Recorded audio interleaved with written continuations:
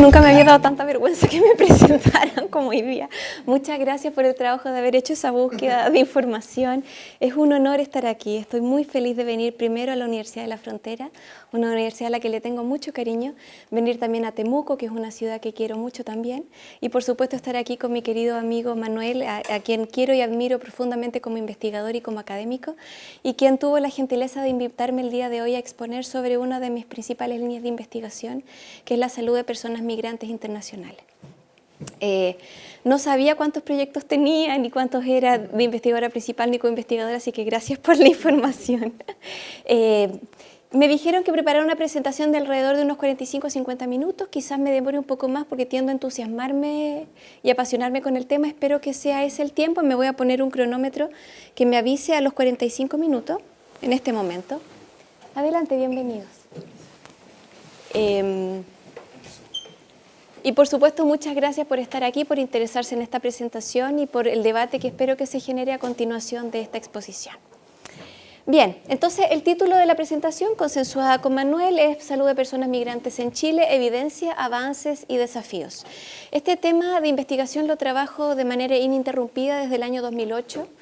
Esa investigación ha generado ciertos espacios de transferencia para la política pública en Chile y también para la atención en salud a personas migrantes en el país, y es algo de lo que también les quiero contar, de cómo conectar la ciencia a la transferencia y a la acción real, cómo la investigación puede de alguna manera, por pequeña que sea, transformar la realidad.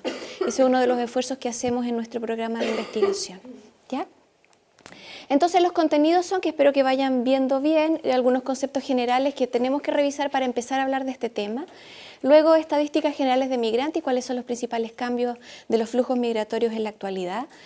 Condiciones de vida de personas migrantes desde un enfoque de determinantes sociales, o sea, la salud como un reflejo de un proceso social de base.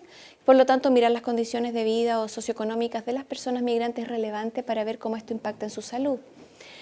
Algunos datos generales, como casi pantallazos de salud de migrante, porque hemos en este tiempo generado evidencia genérica, pero también específica para ciertas problemáticas y para ciertos grupos específicos, y no les voy a mostrar todo eso ahora.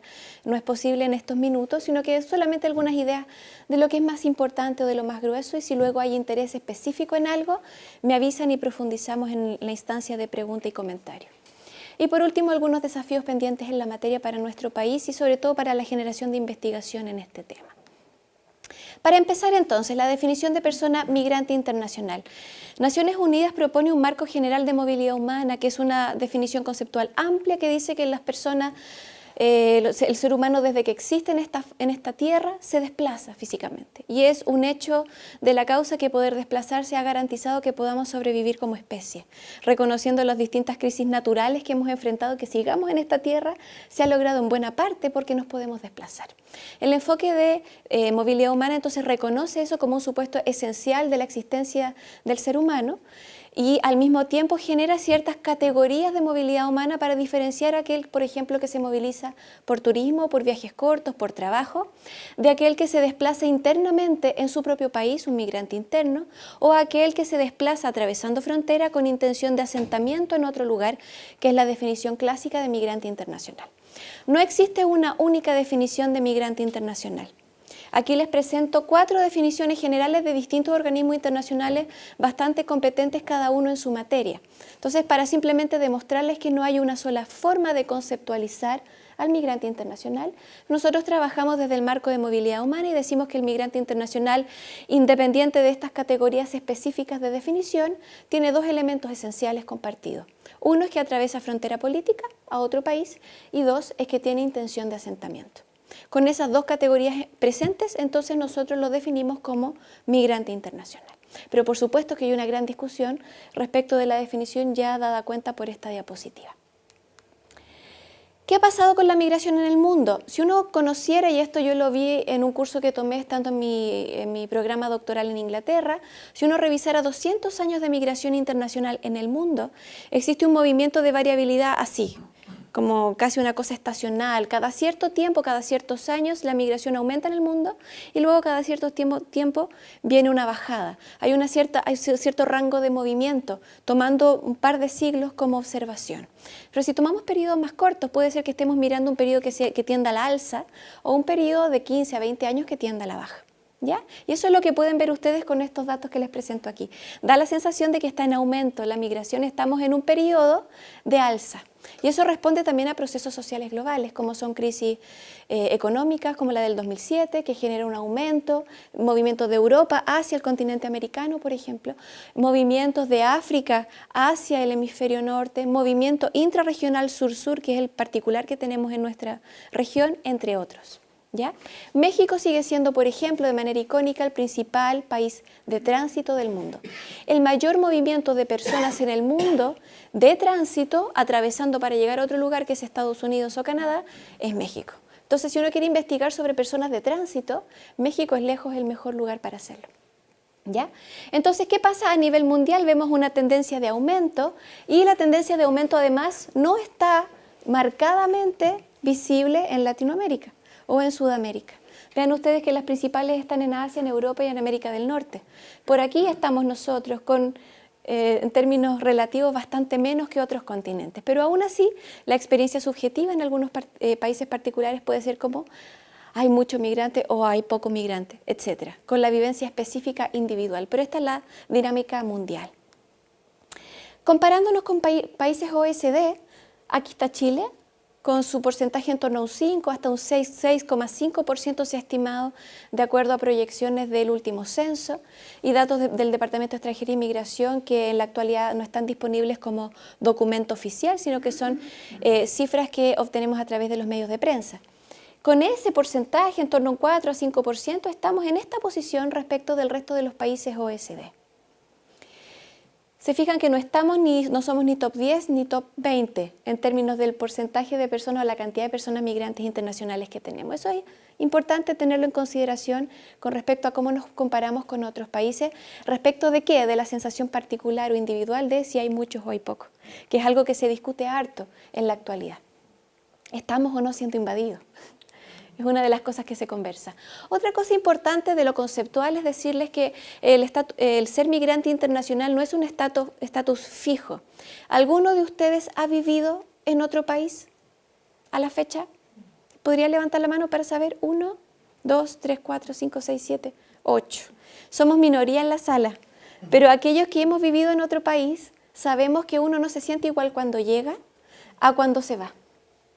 El ser un migrante internacional es iniciar un recorrido y ese recorrido tiene ciertas etapas. Las etapas están descritas acá, vienen de la sociología, de la investigación sociológica y nosotros la transportamos a la salud. ¿Para qué? Para identificar en cada una de estas etapas qué elementos pueden generar malestar subjetivo, problemas de salud físico, ser factores de riesgo y por lo tanto generar estrategias y acción sanitaria que lo prevenga o que lo controle oportunamente. Entonces, el entender que la migración es un proceso, es un recorrido de vida, no es algo estático como el color de ojo, es importante y tiene implicancias en la acción en salud pública. ¿Ya? Entonces, lo que les pongo aquí es solamente un ejemplo de distintos factores de riesgo para cada etapa que están disponibles en la literatura internacional y algunas de ellas también en la nacional y que podrían irse transformando en factores de riesgo para salud o enfermedad.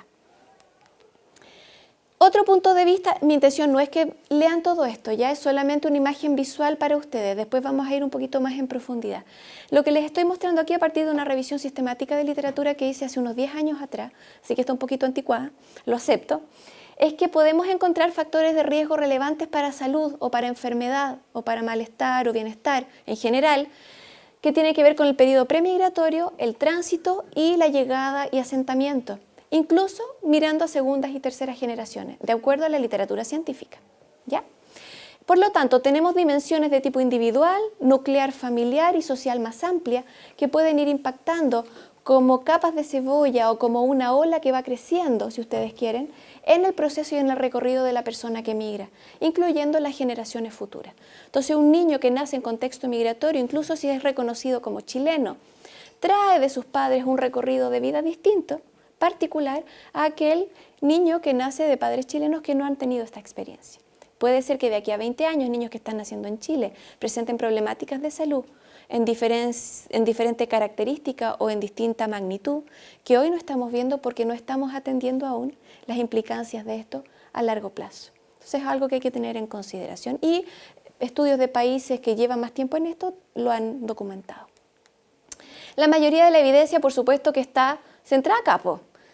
Toman una encuesta poblacional, yo misma lo hago, así que acepto mis limitaciones, toman una encuesta poblacional y comparan resultados de salud o acceso al sistema de salud, uso de servicios, entre otros, de la población local con la población migrante, ignorando elementos de trayectoria o de curso de vida o longitudinales que también estarían impactando en esto. Entonces hay mucha evidencia, mucha, de tipo transversal, sobre la cual es difícil asumir causalidad.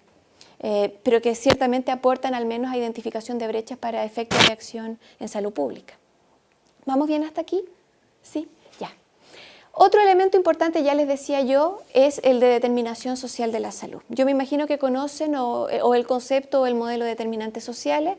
Me imagino, este es el quinto modelo que se ha propuesto en la evidencia científica en el mundo, es el que utiliza la OMS. Por lo tanto, es bueno como por cultura general conocerlo. Tiene 3 grandes niveles: el macro, político, social amplio, cómo un país se define a sí mismo y se mira, qué políticas internas, qué políticas de relaciones exteriores define, qué tipo de sistema de salud crea, etc. El nivel intermedio o meso, que tiene que ver con, a partir del nivel macro, de cómo se mira, cómo se construye la jerarquía social en su interior. Nivel socioeconómico particularmente, lo que busca medirse es clase social, pero como clase es un constructo social difícil de agarrar, se mide a través de proxies como son ingreso, educación, ocupación, pertenencia étnica o género, que son las que aparecen aquí. Y este nivel intermedio impacta de manera directa en condiciones particulares individuales de vida, como son elementos de estilos de vida, condiciones de la vivienda, acceso al sistema de salud y relación con este, incluso elementos epigenéticos que también pueden ser de interés. Aquí sí podemos pensar en una suerte como de capas de cebolla. Tenemos al centro los resultados de salud de una población. Lo que es más fácil de medir y más cercano es lo proximal, lo individual, lo que está aquí. Y estudios que miden hasta este nivel encuentran relaciones estrechas entre estilo de vida y resultados de salud, por ejemplo. Pero luego viene la capa que está por encima de eso, que tiene que ver con la jerarquización social de un país, la estructura social. Y entonces, si agrego esa capa, hay preciosos estudios en el mundo que cuando toman variables de esta dimensión y de esta dimensión, algunas de estas se caen y pierden significación, o incluso algunas se atenúan en su magnitud de efecto respecto de resultados de salud, porque esta capa está conteniéndola. ¿Se fijan? Son capas de cebolla. Y si me voy a la otra capa, la de más externa, la de políticas, en ese caso entonces estoy mirando cómo un país se mira a sí mismo, y la única forma de investigarlo es haciendo comparaciones entre países. Porque si me quedo dentro de un país, esta es una constante, no es una variable. Necesito comparar entre países para ver si un país que tenga una perspectiva welfarista o extra welfarista como política, como mirada de país, tiene mejores resultados de salud que una que tiene un enfoque más de otro tipo, más nacionalista o más neoliberal, por ejemplo. ¿Ya? Entonces ahí está la mirada de capas de cebolla. Espero que se haya entendido un poco la lógica del modelo y su importancia para la salud pública. La pregunta que yo me hice cuando inicié mi programa doctoral el año 2008 fue: ¿hay evidencia que sustente la idea de que la migración internacional pueda ser un determinante social de la salud desde este modelo? Porque como ustedes pueden ver, y de todo lo que les expliqué, en ninguna parte está la migración internacional como componente formal. Entonces me hice esa pregunta y esto fue lo que encontré. Este es el mismo modelo de antes, pero hecho por mí en PowerPoint. ¿Ya? Simplificada versión chilensis, versión mía. Entonces están en negrita las mismas dimensiones que ya les mostré del modelo formal, y lo que agregué en rojo, cursiva y negrita, para que no quede ninguna duda, son dimensiones adicionales que habría que agregar de acuerdo a la evidencia científica. Esto es parte de la revisión sistemática, que están estrechamente relacionadas al acto migratorio o al proceso de migrar y que impactan en cada uno de los niveles de determinación social. O sea, no sería muy fácil poner migración internacional como un sticker en alguna parte del modelo, porque lo atraviesa. ¿Ya? Entonces es mucho más fácil mirar el proceso de migrar atravesando cada una de las capas de cebolla del modelo de determinantes sociales. ¿Ya? Entonces la respuesta fue sí, y de una manera mucho más profunda y más compleja que solamente agregarla como un componente adicional. Espero que se entienda la idea. Probablemente han escuchado en los medios de prensa, en las noticias, que por ejemplo el gobierno actual se bajó del Pacto Global. ¿Se acuerdan? Hace pocas semanas eso se discutió. El Pacto Global es algo creado por los organismos internacionales, Naciones Unidas, OIM, entre otras, que buscan generar ciertos acuerdos mundiales respecto de cómo apoyar o garantizar que la migración internacional ocurra de manera ordenada, segura y regular. Cosa que para muchos académicos y dedicados al tema es más un ideal que una realidad. Pero aún así se hace el esfuerzo de lograrlo. Chile históricamente siempre había sido parte de estos pactos y esta es la primera vez que queda fuera. Y este pacto global tiene 6 grandes estrategias que le propone a los países para asegurar una migración segura, ordenada y regular. ¿Qué pasa con esas 6 estrategias? ¿Cuántas creen ustedes que incorporan formalmente el componente de salud de estas 6? Inventen, no tienen por qué saber. ¿Cuántas creen ustedes? Ninguna. Excelente. Así fue, ninguna. Y como no tenía ninguna el componente de salud, en la región de las Américas hubo un encuentro hace 2 años, nos reunimos algunos, tuve la fortuna de ser invitada, hicimos un taller de trabajo y le forzamos a cada estrategia una dimensión de salud. Y este es el documento que les estoy mostrando aquí, que creo que está en inglés, pero también está en español. Esto puede servir como un marco de trabajo regional, puede servir como un esfuerzo de abogacía para el país, o puede servir como cultura general para saber cuáles son los esfuerzos que se proponen en materia de salud en la temática. Entonces se los pongo porque si a alguno les interesa se los puedo hacer llegar sin ningún problema para difundirlo. Ya, ahora avanzo al tema de estadísticas de migrantes en Chile. Dejo atrás lo de conceptos esenciales que todos debemos conocer en la materia. Aquí voy a entrar pensando en que hay personas que son alumnos de doctorado, entonces quiero profundizar un poquito el aspecto más epidemiológico, metodológico de investigar con personas migrantes. Espero que les parezca pertinente. Lo primero es señalarles, de acuerdo a mi experiencia, cuál es el desafío de investigar en este tema y los problemas principales con los que uno se topa. El primero es que los migrantes son un grupo súper heterogéneo. Entonces nosotros metemos en un mismo saco a gente de Haití y de Alemania solamente porque no nacieron en Chile. ¿Se fijan lo loco que es eso? Metemos a todos los migrantes en otro saco como una categoría única o inequívoca cuando la verdad es que son súper distintos entre sí. Entonces, al analizarlos tengo que ser capaz de capturar esa variabilidad y esa diversidad interior entre países de origen, culturas particulares, necesidades específicas de salud, entre otras. Incluyendo a nivel socioeconómico. Hay grandes gerentes o CEOs de grandes empresas transnacionales que llegan a Chile, pero no están en igualdad de condición que una persona que está en situación irregular intentando que su visa se apruebe y que no puede trabajar, por ejemplo. Entonces, escenarios tan distintos. Entonces, lo primero es que es un grupo muy heterogéneo respecto de muchas cosas y eso genera, para efectos de análisis de bases de datos, de levantamiento de información, gran variabilidad. Entonces, uno como que no encuentra grandes patrones, uno busca y busca por todos lados y los resultados parece que van para distintos lados y uno no sabe muy bien cómo tomarlo. Uno empieza a crear categorías para poder estratificar que sean relevantes y cuesta encontrarlas. A veces ni siquiera es país de origen, a veces hay conglomerados de países que se parecen entre sí, que se podrían crear distintivamente para poder mirar de manera relevante esos análisis. Entonces, ese tema en sí mismo ya es complejo, incluso para un análisis descriptivo. El segundo es que a veces la evidencia que uno encuentra puede ser contradictoria, especialmente en salud. Y hay estudios en el mundo que dicen que los migrantes tienen mejor salud y otros dicen que tienen peor salud. Hay de los dos. Entonces, ¿a quién le creo? ¿Cuál es el patrón generalizable? ¿Cuál es la verdad? Difícil de decir dado los problemas que hay para investigar en el tema. En general se habla del efecto de migrante sano. ¿Lo conocen? El efecto de migrante sano indica o propone, a partir de la evidencia, que cuando uno toma encuestas poblacionales y compara migrantes con locales, en casi todos los países del mundo, resulta que uno encuentra mejores resultados de salud, sea de manera objetiva o por autorreporte, en los migrantes que en los locales. Yo lo evalué en Chile a través de mi tesis doctoral y encontré lo mismo para varios problemas de salud, como discapacidad, enfermedad crónica o cáncer, algún problema o accidente en los últimos 3 meses, que son preguntas que hace la CACEN, ¿ya? Entonces parece que el efecto de migrante sano exista, sea por autorreporte y también por algunos biomarcadores cuando algunos estudios lo han hecho. Hay personas, y esto se discutió mucho por ahí por el 2000 a 2010, autores y investigadores que dicen, ojo, no es un efecto, es un sesgo del migrante sano. Porque si yo incorporara en esas encuestas a aquellos que están invisibilizados, que están con temor a ser deportados, que son difíciles de rescatar con estrategias de reclutamiento particulares que una encuesta general no hace, encontraría bien distintos resultados. ¿ya?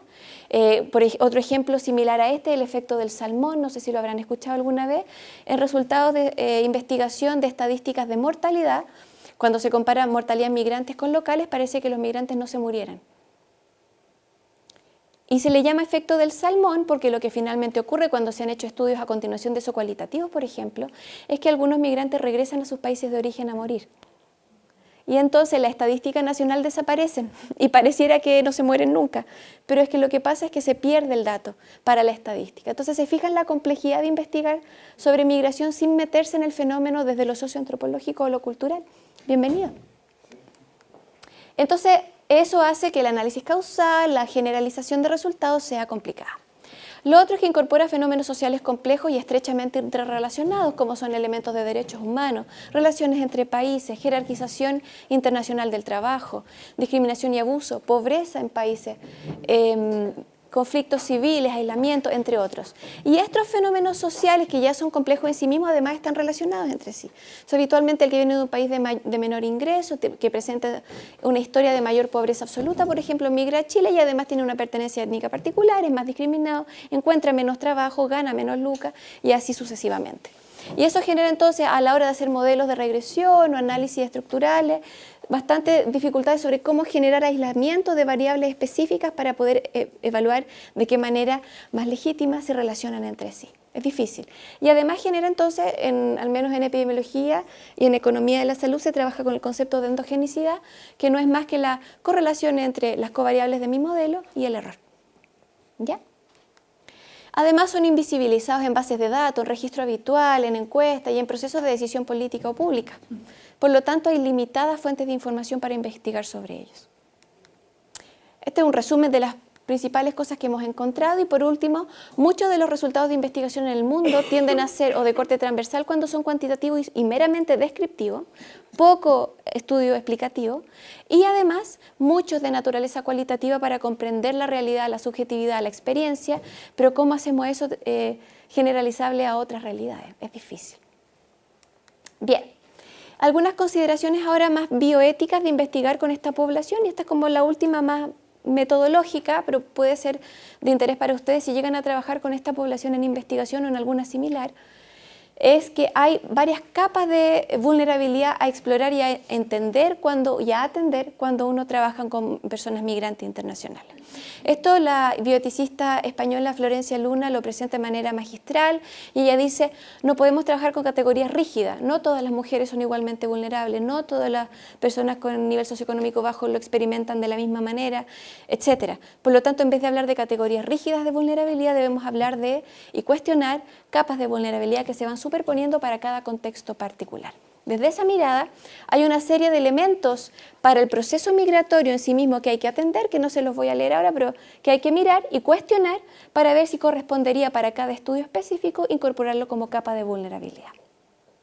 Eso hace que además de las consideraciones éticas típicas que todo investigador debe atender, se le sumen estas otras. ¿Ya? El reconocimiento del otro, cómo lo garantizo, cómo trabajo con haitianos que solo hablan creolé, cómo me acerco a ellos, cómo los investigo, cómo le pregunto de interculturalidad si el concepto no existe en su cultura, por ejemplo. Si es que quiero investigar sobre eso. El respeto a la diferencia, el respeto al anonimato. Me ha pasado investigando cualitativamente con migrantes que algunas personas, por ejemplo, trabajadoras sexuales, me inventan el nombre, me inventan el teléfono y la dirección en el consentimiento informado. Y yo sé que es falso, pero lo necesito aceptarlo para poder investigar con ellos. Entonces, ¿cómo trabajo yo desde lo ético con esas dificultades? ¿Ya? ¿Qué le digo al comité de ética? Cuando yo a esa persona sé que no le voy a poder devolver los resultados, que es parte de la responsabilidad del investigador. ¿Me entienden? Respecto al silencio, muchas preguntas que no te voy a hablar de eso. Y punto. Y no me hablaron de eso. ¿Ya? O incluso me han dicho mentiras, respecto a la falta de la verdad. Entonces esta trabajadora sexual me contó un cuento que yo sabía que no era verdad. Y quedó grabado y lo analicé, aunque me quedé con la sensación de que no era real. Entonces, ¿cómo yo mejoro en la próxima vuelta como investigadora el prevenir que esas cosas pasen? Porque sirvió de aprendizaje. Respeto a la experiencia personal, incluso si es contraria a la ley. Consentimiento informado incompleto, pérdidas de retorno de resultados, cautela en la interpretación de resultados y su transferencia. Bien. ¿Cómo estamos con los migrantes en Chile? Aquí hay una tablita muy simple que tiene datos desde el censo de 1902 en Chile hasta los más recientes que tenemos disponibles, de acuerdo a la autoridad sanitaria actual, en torno a 1.200.000 por ahí. ¿Ya? 1.200.000 hoy en Chile. ¿Qué les parece esta curva? Se fija que aquí estuvo estacionada como por más de un siglo, casi un siglo.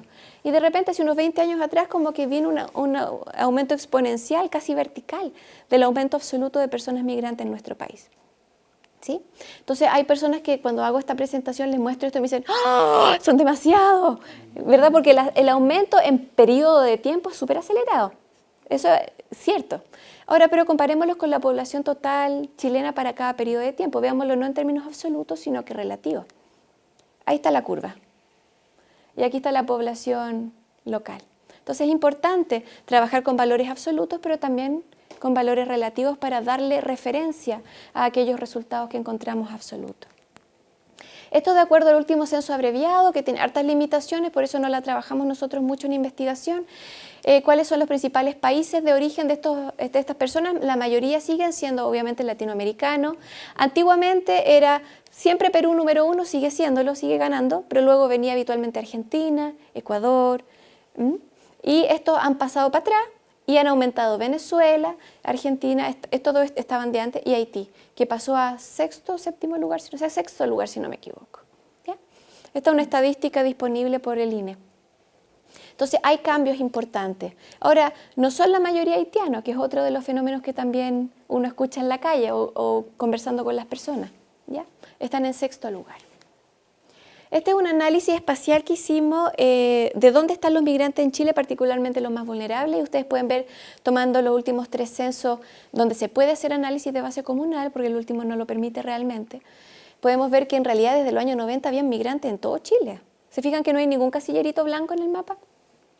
Estaban en todo Chile. Lo que ha ido pasando es que se han ido aumentando en número, pero además se han ido concentrando en ciertos bolsones comunales particulares.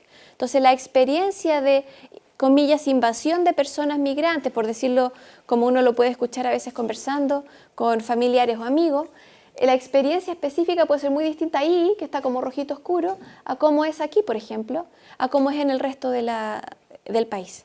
Porque hay lugares donde sí nos acercamos al promedio OECD de 12 a 15%, en una comuna como Santiago o como Independencia. ¿Ya? Esto es lo mismo, pero mostrado con la encuesta CACEN en lugar del censo, que dice lo mismo. El salto, aquí está Tarapacá, por ejemplo, aquí está Antofagasta, fíjense el salto que se pega en el tiempo. ¿Cómo viven los migrantes o cuáles son sus características de perfil demográfico y socioeconómico? Un par de cositas nada más, porque no es el foco central de la presentación. Aquí tengo CACEN repetida, 2017 no la hemos analizado todavía. Vean ustedes el nivel socioeconómico, nivel educacional, perdón, superior o universitario, técnico superior o universitario, casi un 40% en personas migrantes comparado con un 30% en nacionales.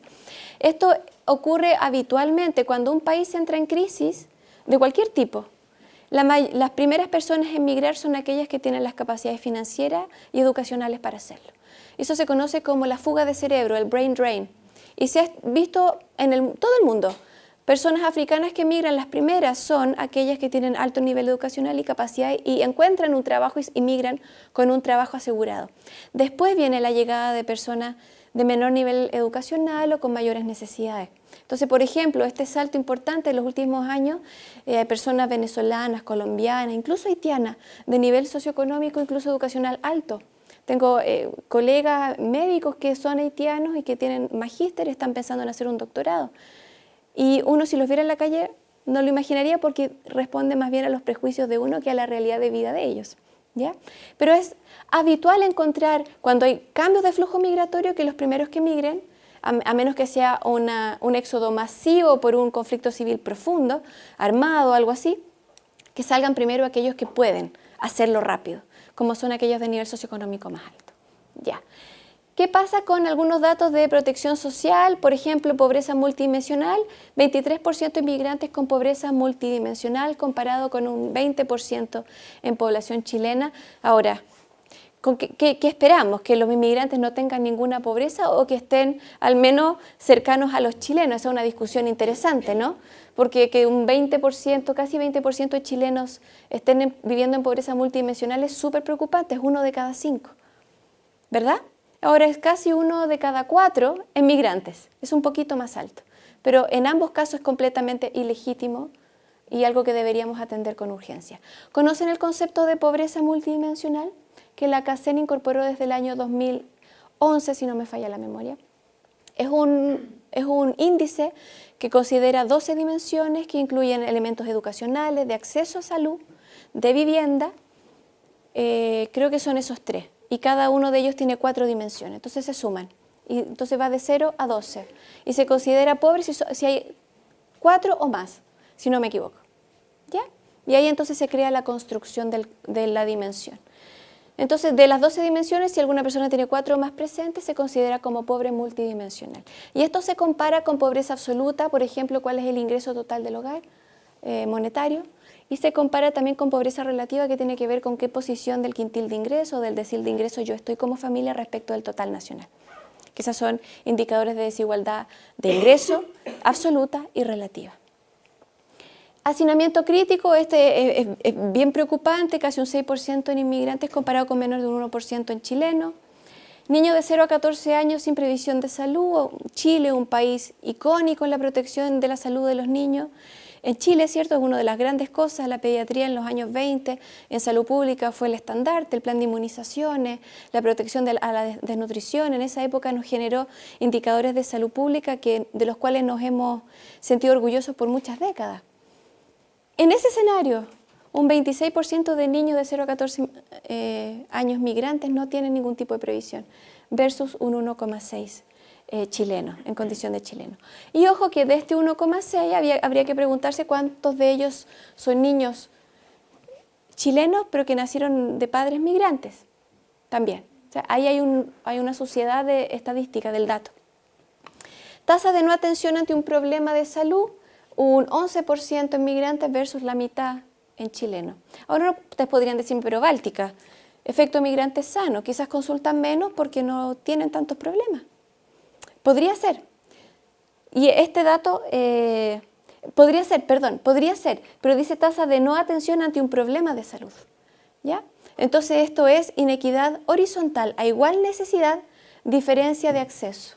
Sería distinto preguntarle si usted tiene alguna necesidad de salud como un tratamiento médico, y aquí podríamos decir también la mitad de acceso comparado con los chilenos, podríamos decir sí, quizás aquí es efecto inmigrante sano, porque aquí efectivamente quizás la mitad de la población migrante necesita este tratamiento, pero aquí es ante igual necesidad, diferencias de acceso. Entonces esta es inequidad vertical, diferencias a distinta necesidad, y esta es inequidad horizontal, diferencias a igual necesidad. ¿Qué pasa con el hacinamiento? Un poco lo mismo, pero mostrado con datos. Aquí ven el hacinamiento en color gris, el total, y el moderado y crítico en población migrante comparado con chilena. Entonces solamente verlo gráficamente, las diferencias importantes que hay. Respecto a salud, todas las fotitas que estoy mostrando en esta presentación son imágenes que tomamos con permiso de consentimiento informado del Fondo de Iniciación, que ya terminó el año 2017. Se inició el 2013. Entonces estas fotos son a personas que nosotros entrevistamos en esos años y que nos permitieron ser fotografiados, y entonces ahora las usamos. Importante para que sepan que en términos éticos no están tomados de internet, sino que son propios. ¿Qué pasa con la política de salud de migrantes? Aprovecho de preguntarles si vamos bien hasta aquí. Estamos pasando ya a la parte más final de la presentación, pero si todavía tengo su atención, ¿vamos bien? ¿Sí? Ya. Bien, ¿qué pasa con la región? ¿Hay en la región de Latinoamérica y el Caribe estrategias formales de políticas de salud hacia migrantes internacionales? Sí. A través de una tesis de magíster de salud pública hicimos un policy brief, que es un documento que toma la evidencia y hace una versión abreviada de recomendaciones para política pública a partir de esa evidencia, de manera muy simple y limpia. Y lo que encontramos a partir de la revisión de páginas web oficiales, que era la información que teníamos disponible, de los 48 territorios de América Latina y el Caribe, algunas son islas pequeñas, son colonias, etcétera, buscamos todas. Encontramos en total 104 iniciativas focalizadas a atención en salud a personas migrantes internacionales. De esas 4, 22 son de Chile. Luego viene México y luego viene El Salvador. que está ahí en el Triángulo Norte, súper complejo con Guatemala y Honduras. Mucho tránsito y mucha pobreza. Entonces lo que hicimos fue primero mapear esto, que nunca se había hecho. Fíjense que hay varias iniciativas. ¿Estas iniciativas de qué tipo son? Desde una acción concreta, vacunar en el tránsito, preguntarle si necesita algo, ese tipo de intervenciones puntuales chiquititas, hasta una política integral formal. El recorrido completo de alternativas de acción sanitaria están en estas 104 iniciativas. Hicimos un análisis respecto de qué elementos o qué enfoques consideraban estas 104 iniciativas. Casi todas hablan formalmente del enfoque de derechos humanos, la salud como un derecho de toda persona, incluso si es migrante. Y por lo tanto, desde ahí, el generar estrategias formales de atención. El proceso de migrar y sus etapas, la mayoría lo considera. La interculturalidad en salud, 6 de 104. Y la intersectorialidad y salud en todas las políticas, 8 de 104. Entonces se fijan que hay ciertos elementos distintivos que están en todas, pero cuando uno empieza a mirar con un poquito más de especificidad en temáticas igualmente importantes para el proceso migratorio, estas van cayéndose de manera importante. Bien, desde un enfoque de derechos humanos, si a alguno de ustedes les interesa este tema, el Instituto Nacional de Derechos Humanos es un lugar, una página web a ir a revisar, ha sacado algunos reportes sobre derechos en salud en particular para personas migrantes y también otros derechos a personas migrantes, muy interesantes y muy útiles. Y en general, lo que dicen como consenso internacional las grandes convenciones de salud de personas migrantes y sus familias es que al menos se tienen que asegurar la protección en salud mínima de migrantes embarazadas, migrantes niños y adolescentes y migrantes en situación de urgencia de salud, con riesgo vital. Esos son los 3 mínimos ineludibles para cualquier país, desde un enfoque de que la salud es un derecho humano universal. Sin embargo, hay países que hacen menos que eso, hay países que hacen solo eso y hay países que hacen más que eso. ¿Ya? Uno podría discutir qué tanto dar atención en esas 3 situaciones es proteger a la salud como un derecho humano universal, ¿verdad? Es una discusión válida. Entonces, lo que se busca es que se entreguen servicios esenciales, medicamentos esenciales y una acción y un plan de acción nacional con estos 3 mínimos para garantizar, respetar y proteger la salud de las personas migrantes. Desde ahí, ¿qué ha hecho Chile? Esta es una línea de tiempo muy simple donde les muestro que en realidad en lo formal, desde el año 2013 en Chile se han hecho varios esfuerzos de incorporación de mujeres embarazadas, de refugiados, atención de emergencia. Se fijan que vamos como de a poquito, como a gotera, incorporando. Hasta que el 2015 se inició un piloto en 5 comunas de Chile para un programa nacional de salud de migrantes que se implementó por 2 años. Luego se evaluó y se lanzó en octubre de 2017 la Política Nacional de Salud de Migrantes, que está disponible en la web, la pueden googlear y descargar si les interesa. ¿Ya? Y en lo que se está ahora es en el desarrollo del plan de acción de los 7 lineamientos estratégicos de esta política, para entonces bajar esta cosa más teórica en alrededor de 50 metas, indicadores y actividades concretas, para responder a esos 7 lineamientos estratégicos y se espera lanzar de aquí a mayo o junio de este año. Una cosa importante, el decreto 67, ¿alguno de ustedes lo ha escuchado? ¿Conoce alguno de ustedes el decreto 67? Es un resquicio administrativo que creó el Ministerio de Salud para dar protección en salud, inscripción formal a migrantes en situación irregular, que era algo que no se hacía antes. Si el migrante tenía su carnet de chileno en la mano por residencia temporal o permanente, entonces ahí podía ir a inscribirse al consultorio o al hospital. Cuando está con visa en trámite, va con el papelito de trámite y se puede inscribir igual, y a sus hijos también. ¿Ya? Entonces es un resquicio administrativo que permite que FONASA proyecte presupuesto y cupos para que también se pueda atender a esta población. Con todo eso dicho, con todos estos esfuerzos, ¿cómo estamos con la cobertura? Ya les mostré de 0 a 14 años, ¿cierto? Esta es la cobertura total. En total, tomar población migrante versus chilena, aceptando las limitaciones de la encuesta que hacen para hacer esto. Vean que en vez de ir reduciendo las brechas, como que vamos al revés. Ven que el total de personas sin previsión migrante o que no lo sabe, que como en la práctica como que no tuviera, va en aumento en lugar de ir bajando. ¿Ya? Y eso en desmedro de la protección pública y privada. ¿Qué pasa con resultados de salud? Esto, un pantallazo muy cortito. La población migrante reporta mejor autopercepción de salud, efecto migrante sano, que los locales le ponen mejor nota a su salud de 1 a 7, que es una pregunta que hace la CACEN. ¿Qué nota le pone a su salud? Los migrantes le ponen mejor nota. Y también para otros temas como tratamiento médico o enfermedad o accidente en los últimos 3 meses. Los migrantes tienen menos cobertura UGGs, ya se los mostré antes, pero reforzarlo, aunque va en aumento en los últimos años, hay una tendencia a favor. Existe aumento también en la proporción de personas migrantes que usan mamografía o Papá Nicolau, que son prestaciones completamente gratuitas, universales en Chile. Los hogares con presencia inmigrante presentan menos niveles de participación en organizaciones sociales que en los hogares de familias chilenas y también presentan una mayor autopercepción de discriminación, especialmente por el hecho de ser migrantes. Y a esto se le suma por ser pobre y se le suma por color de piel, que son categorías distintivas que hacen preguntas. Entonces ustedes pueden sumar, hablando del UNE y las capas de vulnerabilidad, en autopercepción, cómo estas se van sumando y complejizando, impactando en resultados de salud. Entonces, de acuerdo, en promedio, toda la variabilidad de migrantes autorreporte mejor nota a su salud. Pero ¿qué pasa con aquellos que están experimentando discriminación? Hay diferencias de autopercepción. ¿Ya? Esto es lo mismo, tasas de autopercepción, les estoy mostrando los mismos gráficos. Aquí ven en torno a un 70% con buena, respecto de un 60 y algo en chileno, un poquito más en migrantes de reporte de buena salud, alguna condición permanente. Esta es la diferencia entre nacidos en Chile y migrantes, menos problemas pareciera, menos tratamiento médico, esta ya se las mostré, ahora está en el gráfico.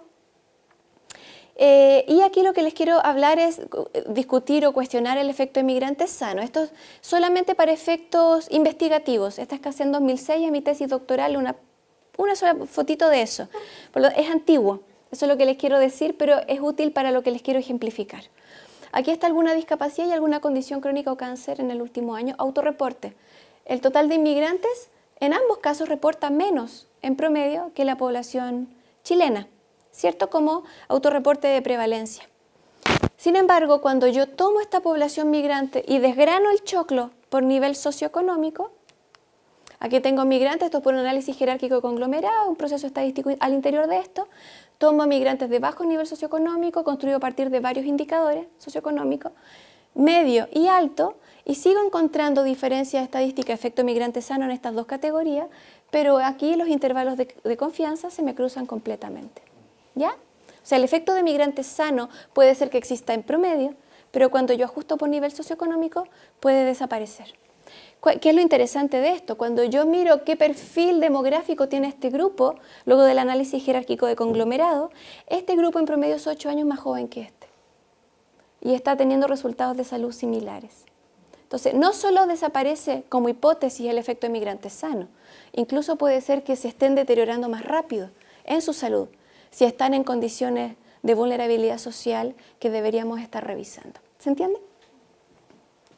Esto fue luego ajustado en un modelo de regresión y se mantuvo lo mismo con magnitudes de efecto significativas, incluso ajustando por aspectos demográficos, etnia, estado civil, por tipo de previsión y por acceso al sistema de salud y por variables de condiciones de la vivienda, aspectos sociales. Incluso ajustando por todas estas se mantiene la fuerza de asociación entre nivel socioeconómico y la desaparición del efecto de migrante sano. Datos un poquito más recientes para que no parezca yo tan anticuada en la investigación, con CACEN 2007, lo que hago aquí es un flujo de atención en población migrante. Entonces, la pregunta que hicimos con CACEN es, para todo el flujo de atención, tener un problema, pedir ayuda, lograr la atención en problemas de salud de corto plazo o de largo aliento, crónicos, ¿cuál es la probabilidad de no lograr atención si se es migrante comparado con chileno? ¿Se entiende? Entonces, lo que les estoy mostrando aquí son los OR ajustados de no lograr atención por el solo hecho de ser migrante, comparado con chileno. En todos los casos, para problemas de salud de corto plazo y de largo plazo, y en distintos momentos de atención, se mantiene que el hecho de ser migrante es en sí mismo una barrera para la atención. ¿Ya? Ese es el mensaje de fondo CACEN 2017, que es la más nueva que tenemos disponible para poder hacer este análisis. Y luego de todos los esfuerzos que les he mostrado que el país está haciendo para cortar brechas de acceso y para mejorar la atención en salud de esta población. Bien, esto me lo voy a saltar porque es de efectos de datos de egresos hospitalarios. Solamente comentarles que en Chile hay una gran base de datos anual de egresos hospitalarios, son en torno a 1,8 millones de atenciones de egreso hospitalario, que todo el país hace, tanto en sus clínicas privadas como en sus hospitales públicos. Todos juntos, una sola gran base de datos. Y de esa base de datos se puede hacer análisis a partir del CIE-10 o de cualquier categoría de construcción de enfermedad que uno quiera hacer. Nosotros tomamos esa y se puede rankear y comparar cuáles son las principales causas de egreso de migrantes versus chilenos. Y lo que encontramos es que la inmensa mayoría de los migrantes son, en primer categoría, ¿cuál creen ustedes?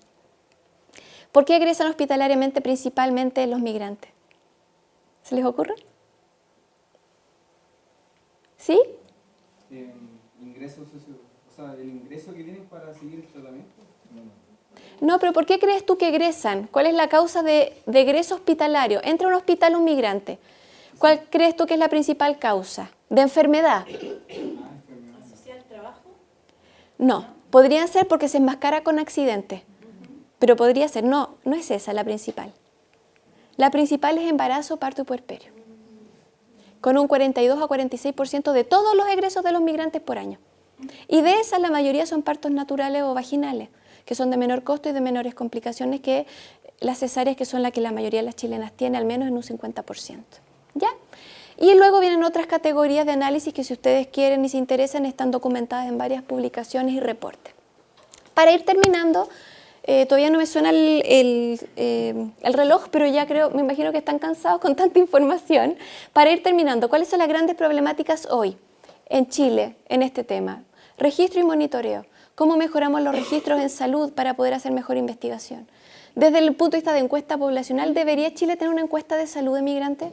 Ojalá la tuviera, ¿cierto? Y ojalá la hiciera periódicamente para poder hacer mejor política pública.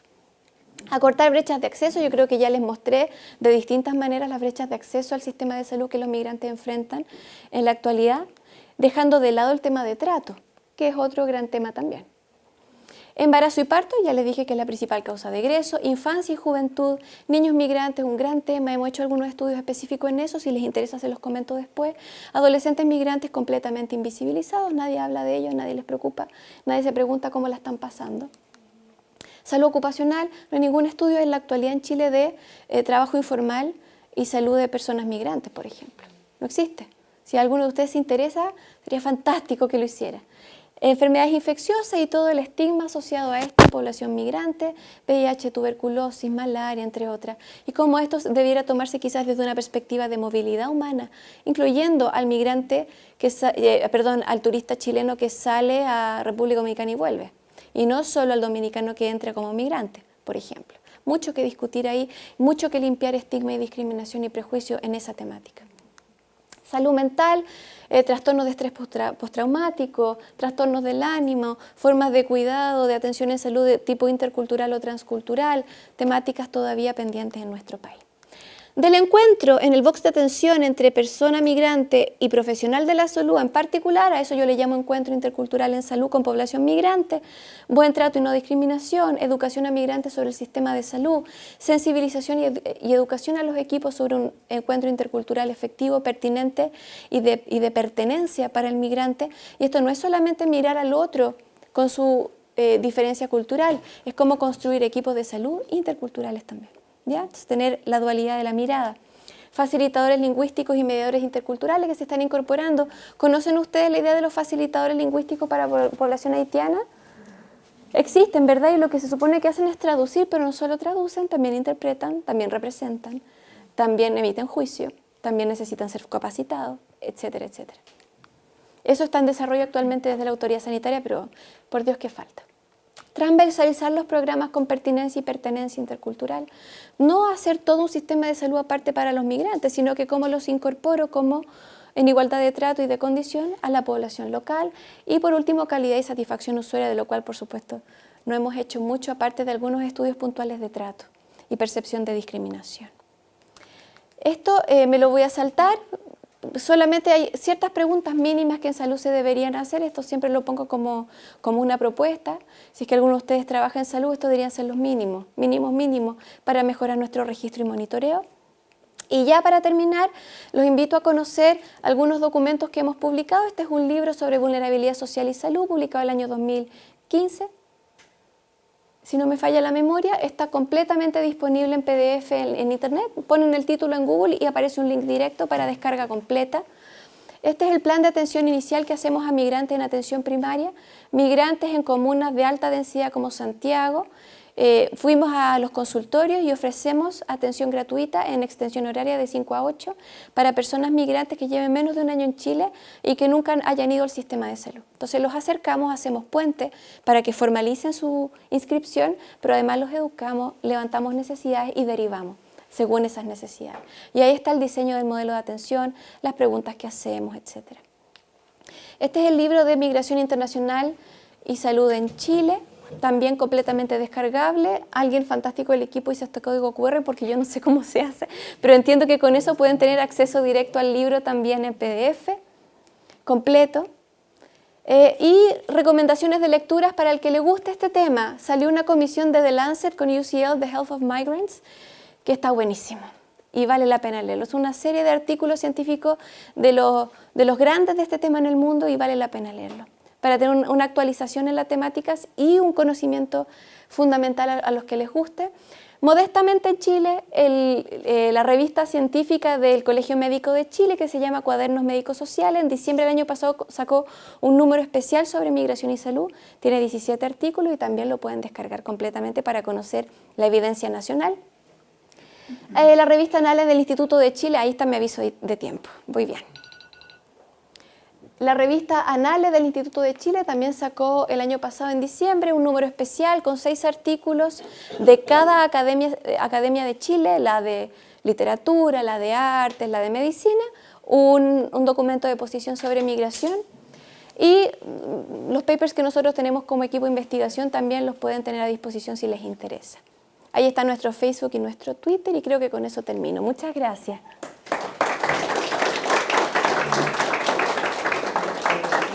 Su participación en la doctora Báltica. Tenemos espacio para unas preguntas. No sé si alguien tenga alguna. En ese momento. ¿La que quieren? ¿Sí? En el primer quedó una tremenda investigación que han hecho. Entiendo que ustedes, como programa de investigación en la Universidad del Desarrollo, también tengo como dos inquietudes más o menos que repercuten con este tema. La primera sería como si ha existido como alguna forma de abordarlo desde una perspectiva de cómo se gestionan las políticas públicas de salud y cómo los gobiernos en general han tomado como de cierta forma a ciertas nacionalidades con algún corte político para hacerlos salir, por ejemplo, del país, o por ejemplo, si existen diferencias entre un haitiano o un peruano respecto a cómo perciben la atención en la salud. Me llama mucho la atención eso y no sé si lo han podido constatar, si existe algunas diferencias por gobierno o periodos políticos, que en la actualidad no puede ser que el ministro de Salud salga diciendo que las enfermedades se producen por la migración. Eso es una falacia. Sí, sabiendo que el sistema está hecho para que los chilenos no tengan servicios de salud en la atención, entonces esa es como una de las preguntas. Y la segunda pregunta, como para poder terminar, es cómo se puede reducir de alguna forma mecanismos para reducir esa violencia simbólica ante esa como expectativa que uno tiene respecto a trabajar con organizaciones migrantes, cómo empezar a abordar el trabajo un poquito más cualitativo respecto al trabajo con migrantes, porque igual es muy difícil, uno que estudia ciencias sociales, intentar como no tener esa mirada como de plantear como que yo quiero sacar información, pero ¿qué te puedo dar a cambio? Ah, ya. Bien. Voy a tratar de responderlas todas porque la primera tenía como 3 partes, no sé si me voy a acordar de todo, entonces tú me vas diciendo si... Ya. Definitivamente el tema de la migración internacional en el mundo y en Chile es un tema ideologizado. No solo eso, además es un tema masculino, que lo dejo como telón de fondo, ¿ya? El tema de la migración internacional es un tema altamente ideologizado y hay perspectivas profundamente contrapuestas en el mundo y en Chile. Y hay posiciones que consideran la migración como una oportunidad, una apertura al mundo, un indicador de globalización de un país. Y otros lo toman como un riesgo de amenaza a la idiosincrasia, al territorio, a la tradición y a la costumbre, incluso a la seguridad, ¿ya? Y esas dos posiciones contrapuestas están en permanente tensión. Y hay gobiernos de turno que se inclinan más hacia un lado y gobiernos de turno que se inclinan más hacia otro. Cuando un gobierno de turno se inclina más hacia un sentido de amenaza de la migración, se despliegan una serie de operativos policiales en frontera, se despliegan una serie de resquicios administrativos para enlentecer el proceso de adquisición de visa, se despliegan aviones de retorno a países de origen, entre otros, ¿ya? Entonces, hay que reconocerlo porque es una realidad y cuando uno trabaja en este tema uno también tiene que preguntarse a sí mismo cuál es la posición que uno tiene y desde dónde va a trabajar porque eso es más honesto. Y por lo tanto, entonces ahí uno dice yo estoy desde este lugar, yo estoy personalmente desde el lugar de la migración como una oportunidad para el desarrollo humano y económico y así lo documenta la investigación. Me lo pregunté en el pasado, lo investigué y esa es mi conclusión, ¿ya? Y dado que es muy ideologizado, trae la ideología muchos supuestos de base que no siempre se sostienen con lo empírico. Entonces, para uno como investigador, una de las tareas que yo he asumido, bien o malmente, la medida en que yo pueda, es de ir a través de la evidencia científica sosteniendo o destruyendo algunos de esos supuestos de base que pudiéramos incluso llamar prejuicios en algunos casos, ¿ya? Entonces, ¿qué lugar ocupo yo como investigadora, yo Báltica, en este tema para respecto de qué posición yo tengo sobre el fenómeno de investigación, que es algo que deberíamos hacer siempre, pero en este caso especialmente más importante? Y además desde eso, ¿qué lugar quiero ocupar en la discusión política e ideológica nacional o mundial? Pero te digo sí es ideologizado, sí el gobierno, la posición que tenga, sí impacta en las acciones que se tomen, sí, sin ninguna duda, no solo aquí, en cualquier lugar. Me preguntaste también, estoy tratando de acordarme, me preguntaste de las diferencias entre población, por ejemplo, haitiana y de otro origen, respecto de cómo se reciben acá, ¿verdad? Sí, pero por ejemplo, si en algún periodo se ha marcado mucho que alguna nacionalidad se siente más discriminada por un gobierno de turno. O sea, En general, los migrantes en general se sienten, cuando les preguntas, se sienten en algún grado discriminados, en general. Puede ser poquito o puede ser mucho. Es muy raro encontrar a alguien, de acuerdo a lo que hemos visto nosotros, al menos cualitativamente y cuantitativamente, que diga que es cero discriminación. Siempre sienten algo.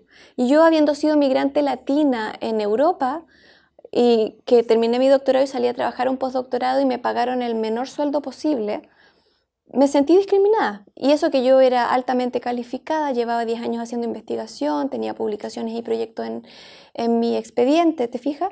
Entonces hay procesos de discriminación que no solo son interpersonales, también son institucionales y también son estructurales. Entonces, entender la discriminación en todos sus niveles también ayuda a entender cómo la experiencia de sentirse discriminado puede venir de distintos lugares y se puede comprender por qué esos números son lo que son también. Y por supuesto que esa vivencia no es solamente por el hecho de ser migrante, sino que también porque yo era latina.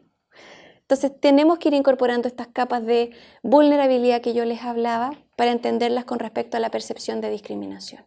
No es una categoría fija. Ahora, pataleé que ni se imaginan, pataleé todo el primer año, molesté, hasta que casi no me subieron el sueldo, pero me pagaron el ticket de tren, porque era en otra ciudad, entonces yo viajaba en tren, me pagaron el ticket de tren. Ya. ¿Y me sentí mejor de eso? Sí, me sentí mejor. Porque en vez de gastarme la plata en el tren, le compré cositas a mi hija que tenía 5 años en ese rato, mi hija mayor. Entonces, también tiene que ver con cómo uno, como ser humano, tu temperamento, tu historia, se atreve o no se atreve también a dar la pelea y cómo la da. Y ahí las trayectorias también van cambiando. Entonces, quiero darle también ese matiz de grises y de flexibilidad a las experiencias, porque si no nos quedamos con que todos están sometidos y todos están discriminados y también hay diferencias ahí. La segunda pregunta que me hiciste era buena y la olvidé. ¿Cuál era? lo que pasa es que cuando en la mirada como de observar un problema social,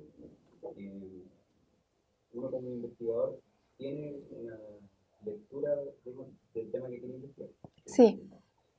Pero el tema está en cómo trabajar con los casos y cómo son como algunas sugerencias de su experiencia investigativa para reducir violencias simbólicas como la...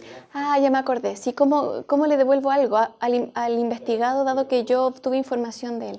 Súper buena pregunta. Esto probablemente los que están en el programa de doctorado o haciendo trabajo de investigación también lo van a poder aprender de investigadores con más experiencia que están aquí, que son formidables.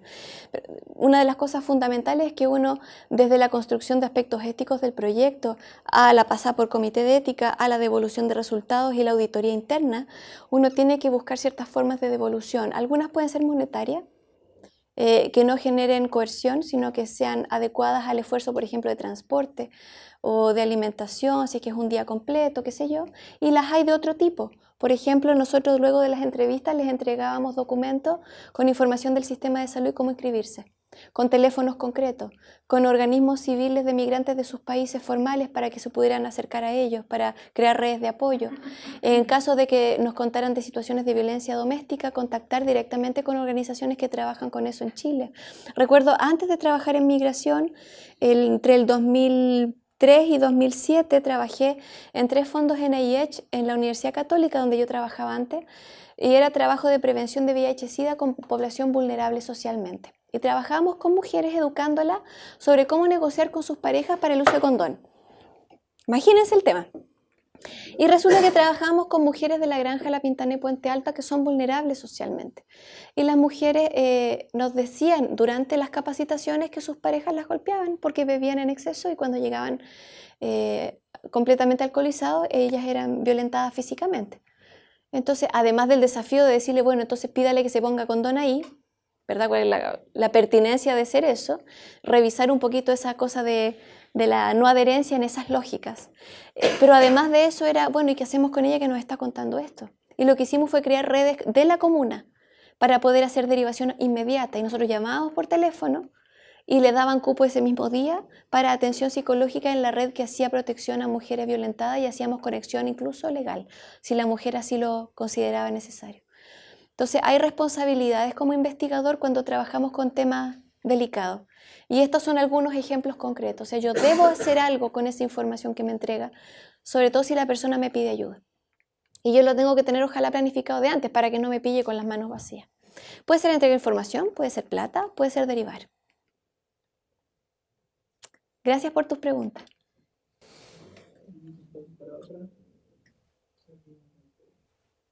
Hola, bueno, les pido una disculpa a todas y a todos por el atraso, así que bueno, las disculpas van si es que algunas preguntas de alguna manera fueron tocadas antes. Soy Macarena Williamson y mi pregunta tiene que ver con que si pudieras indagar un poco más respecto del cruce entre informalidad y salud mental, ¿cuáles son más o menos lo que tú has visto respecto de la experiencia que tenías con trabajadoras sexuales? En el marco de qué investigación se tocó, quizás me gustaría que pudieras indagar un poco más sobre eso. Y creo que también, por ejemplo, en México han habido muchas experiencias respecto del seguimiento de ciertas afectividades o emociones asociadas a las políticas migratorias restrictivas, ¿no? Por ejemplo, el tema del miedo, como una de las, digamos, una de las emociones surgidas a partir de un contexto social y cultural dado por las políticas restrictivas. Me gustaría también que nos pudieras dar luces respecto de eso, porque creo que ahí es justo donde hay un tema muy contingente respecto de cómo están llevándose a cabo las políticas migratorias y los efectos que esto tiene y que muchas veces no se ven y no se tocan dentro de lo que se habla de salud pública, ¿no? En ese sentido, nosotros que venimos de las ciencias sociales, yo soy antropóloga, de alguna manera intentamos ir a ese dato porque queremos ver esos cruces, ¿no? Para ir justo a hilar un poquito más fino respecto de las generalidades, de las políticas de salud en general. Gracias. Macarena, ¿cierto? Sí. Gracias, Macarena. Antes de empezar a responder, quiero decir que mi tercer hijo tiene 5 meses y tiene alergia alimentaria severa y no duermo nada en la noche. Tengo una capacidad de retención de memoria a corto plazo muy breve. Entonces, si solo me puedes dar las palabras claves de la primera pregunta, yo me despliego, pero ya se me olvidó. Ya, Entonces, la primera pregunta tiene que ver con trabajo sexual y formalidad. Formalidad y salud mental en este caso. Ya, Esa es la estupendo, ya, con eso ya. Primero decirte que hay poquitos igual el estudios. trabajo sexual sería bueno. Ya. Primero decirte que hay poquito estudio en la materia desde la salud. Desde las ciencias sociales hay más, sobre todo en Latinoamérica, en México hay harto, trabajo sexual hay harto. Relaciones sexuales transaccionales, por ejemplo, en frontera, hay bonitos estudios sobre eso. En Chile hay poquito. Probablemente también responde a nuestra idiosincrasia y como esos temas no los vamos mirando tanto, o al menos desde la salud se miran menos. Y cuando se miran tienen un cierto toque más prejuiciado, porque esa migrante trabajadora sexual va a contagiar al chileno. Por eso hay que investigarla. ¿Se fijan? Entonces hay cosas muy interesantes ahí de nuestra propia cultura que son interesantes de mirar en profundidad y de comprender. A propósito del miedo, que era tu segunda pregunta. Lo que nosotros hicimos fue un proyecto Fondesit de 4 años. En ese proyecto Fondesit lo que hicimos es hacer análisis de todo lo disponible cuantitativo poblacional disponible en ese momento, todo. Entonces, censo, CACEN, egresos hospitalarios, datos de atención primaria en salud, todo lo que encontramos lo analizamos y que se nos entregó. Y además hicimos un levantamiento grande, más de 250 personas con entrevista cualitativa y grupo focal, que eran tanto migrantes internacionales con distintas características, o sea, migrantes regulares, irregulares, con trabajo, sin trabajo, etc. Y también a los equipos de salud primaria, incluyendo a los directores de los centros de salud, para poder tener una mirada del encuentro intercultural en salud desde las dos bajadas, ¿ya? O desde las dos perspectivas.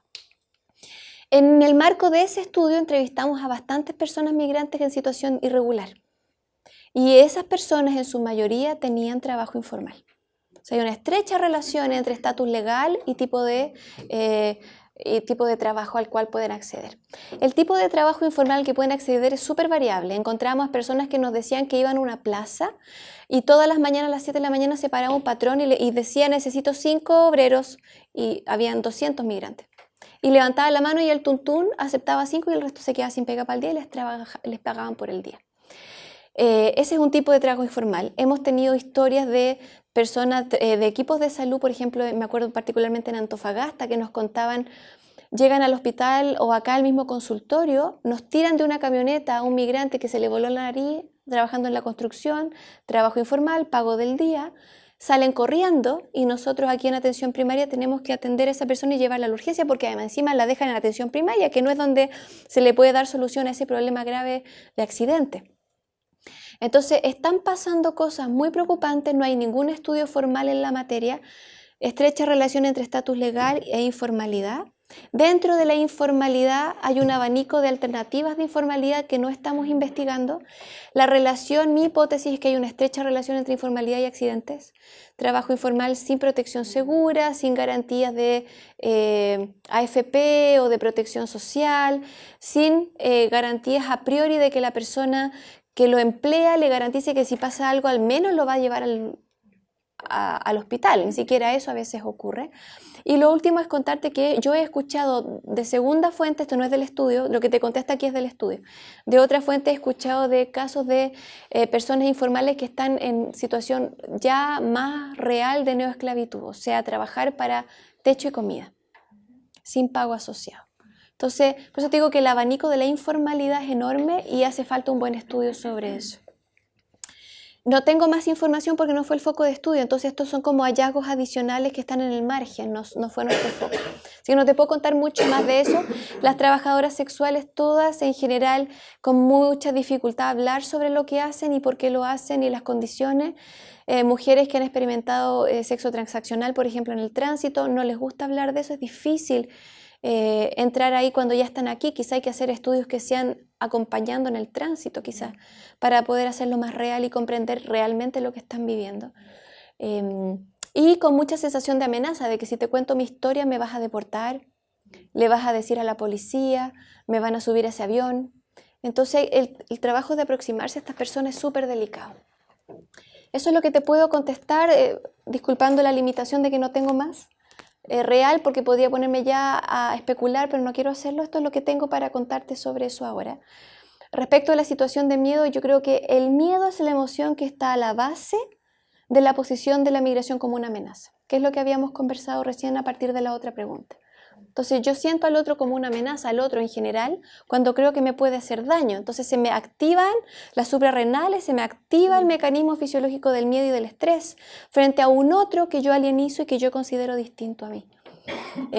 Y esa práctica se vuelve como una pérdida del sentido común, una pérdida de la cooperación, una pérdida del capital social y de la cohesión social esencial, de la solidaridad, a partir de este miedo intrínseco. Entonces el miedo como emoción tiene consecuencias psicosociales directas y de salud directa. Y ese monito, construirlo causalmente sería súper interesante.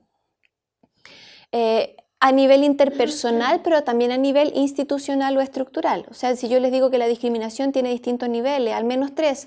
El intrapersonal, yo me discrimino a mí misma, yo me considero disminuido, yo creo que yo no soy un aporte.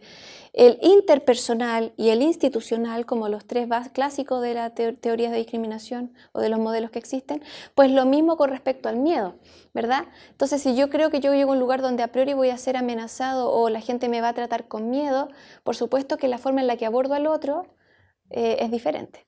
Entonces, cuando vienen 2 personas haitianas jovencitas, afrodescendientes, y la persona chilena de enfrente cruza la calle, bueno, a mí me pasan cosas con eso.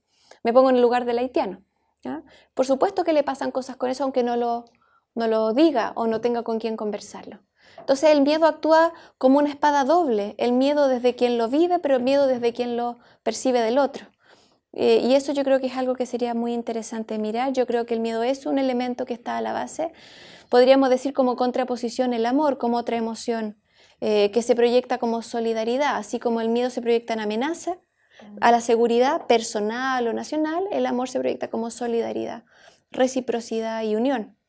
Entonces podrías ir como quizás, si te interesa eso, ir construyendo las cadenas desde de la emoción al encuentro interpersonal y a lo institucional potencialmente, sería precioso.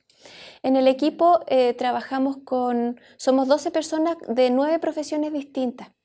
Es bien interdisciplinario, hay médicos, hay enfermeras, hay psicólogos, hay antropólogos, hay sociólogos, hay fonoaudiólogos, hay cientistas políticos, hay abogados. Por lo tanto, tenemos la posibilidad de mirar el fenómeno de la salud de distintos ángulos y eso es súper útil. Y particularmente hay una antropóloga, Alexandra Ovach, que es parte del equipo, que también podría quizás darte su mirada antropológica del fenómeno que yo por limitaciones disciplinares no puedo hacer. Así que te dejo el dato, también te puedo compartir su correo electrónico, su teléfono por si te interesa el tema y para poder indagar con ella, que ya lleva varios años trabajando en la temática. Y ella te pueda dar su recomendación teórica al respecto.